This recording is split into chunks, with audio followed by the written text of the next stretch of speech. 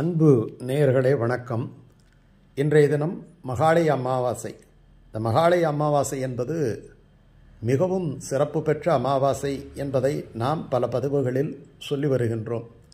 தை அமாவாசை, ஆடி அமாவாசை, அதற்கு பிறகு மகாளய அமாவாசை தான்.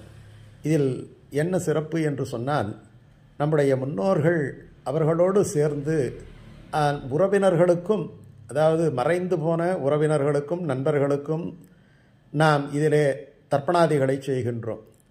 இதை காருணிக பித்ருக்கள் என்று சொல்வார்கள். இந்த காருணிக பித்ருக்களை அழைத்து செய்யக்கூடிய ஒரு அற்புதமான ஒரு நிகழ்வு தான் இந்த மகாளய அமாவாசை.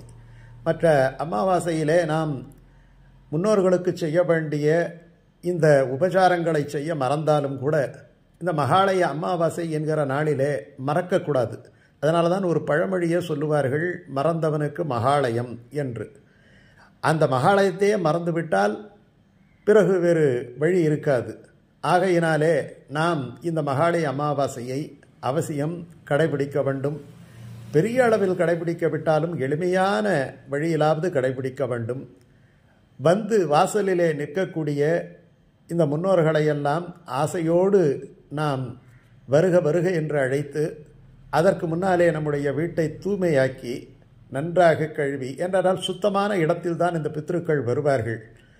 வீட்டிலே இன்று மட்டும் கோலம் போடாமல், இந்த கோலம் போடுவது என்பது வாசலிலே சொல்லுகின்றோம். வாசல் தெளிப்பதோடு சரி, விளக்குகள் ஏற்றி வைத்து அவர்களை வரவழைக்கலாம். காரணம், தெய்வீக பூஜைகளுக்கு கோலம் போடுவது என்பார்கள். ஆனால் இந்த மகாளய அமாவாசை முடிந்த பிறகு மாலையிலே நாம் அவசியம் இந்த கோலத்தை போட வேண்டும். இன்றைக்கு சொல்ல வேண்டிய அந்த பாசுரம் நாம் ஸ்கிரீனிலே உங்களுக்கு தெரியும்படியாக செய்திருக்கிறோம். காரணம், இந்த பரசுராமன், இந்த ராமானுஜ நூற்றாந்தாரியிலே வருகின்ற பாசுரம் இது. பரசுராமன் என்ன செய்தார் அப்படி என்று சொன்னால், தன்னுடைய பிதாவாகிய அந்த ஜமதக்னி முனிவரை, கார்த்த வீரியார்ஜுனனுடைய புதல்வர்கள், அவர்கள் ரொம்பவும் தவறான முறையிலே, அதாவது அவர் பரசுராமன் வீட்டில் இல்லாத போது பழிவாங்கும் வகையிலே அவரை கொன்றொழித்தவுடனே கோபம் கொண்ட பரசுராமன் தன்னுடைய கூர் மழுவால் 21 தலைமுறைகள் கோக்குல மன்னரை மூவெழுகால் ஓர், எதனால் அந்த வைத்திருக்கக்கூடிய ஓர் கூர் மழுவால் போக்கிய அப்படி என்று சொல்கிறார் இல்லையா.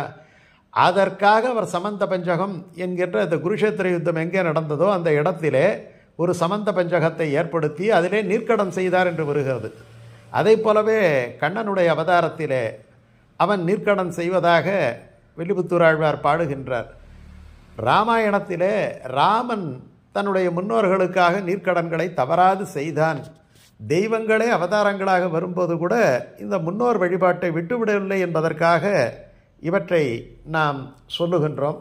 ஆகையினாலே இன்றைக்கு அவர்களையெல்லாம் வரவழைத்து அமர்த்தி நாம் நல்ல முறையிலே அவர்களுக்கு தர்ப்பணாதிகளை எல்லாம் கொடுத்து, இது யார் யார் செய்யலாம் என்று சொன்னால், மாதா பிதா இல்லாத அத்தனை பேரும் செய்ய வேண்டும். பெற்றோர்கள் இல்லாதவர்கள் கட்டாயமாக செய்ய வேண்டும். அதே போலவே பெண்கள் கூட இந்த நேரடியான எள்ளும் நீரும் இறைப்பது தான் அவர்களுக்கு விலக்கப்பட்டிருக்கிறதே தவிர, ஆனால் அவர்கள் ஒரு படையல் போட்டு படைப்பதையோ அல்லது அந்த பித்ருக்களுடைய நிலையிலே ஒரு வைதிகரை அழைத்து அவர்களுக்கு உபசாரங்களை எல்லாம், அதாவது அரிசி, வாழைப்பழம், தட்சணை இவற்றையெல்லாம் கொடுப்பதையோ நாம் எந்த விதத்திலும் நம்முடைய சாஸ்திரம் தடை செய்யவில்லை என்பதை புரிந்து கொள்ள வேண்டும். இன்று விட்டுவிடக்கூடாது, எந்த யதாசக்தி என்று சொல்வார்கள். ஆகையினாலே நாம் இந்த மகாளய அமாவாசையை கட்டாயமாக காலையிலே ஒரு பொழுது இருந்து, இதை கிராமத்திலே கூட கடைபிடிக்கின்றார்கள். நீர்நிலையிலே ஏன் கடைபிடிக்க வேண்டும் என்று சொன்னால், அதாவது ஒரு ஆறோ குளமோ இருக்கக்கூடிய இடத்திலே ஏன் கடைபிடிக்க வேண்டும் என்று சொன்னால், பக்கத்திலே நாம் உடனே நீராடுவதற்கு ஏற்றதாக இருக்கும். அதற்கு பிறகு இந்த பொருள்களை எல்லாம் கொண்டு போய் கரைப்பதற்கு, ஏன்னா நீர்நிலையிலே கால்படாத இடத்திலே தான் இந்த பிண்டங்களை எல்லாம் கரைக்க வேண்டும். இதில் நிறைய முறைகள் இருக்கிறது.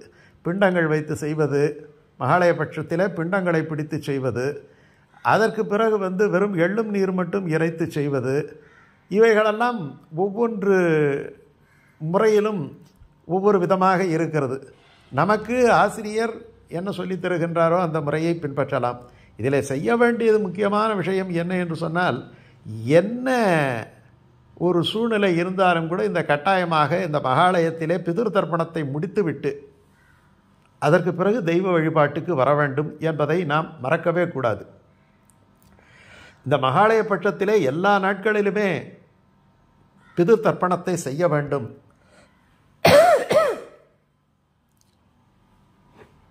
என்பார்கள்.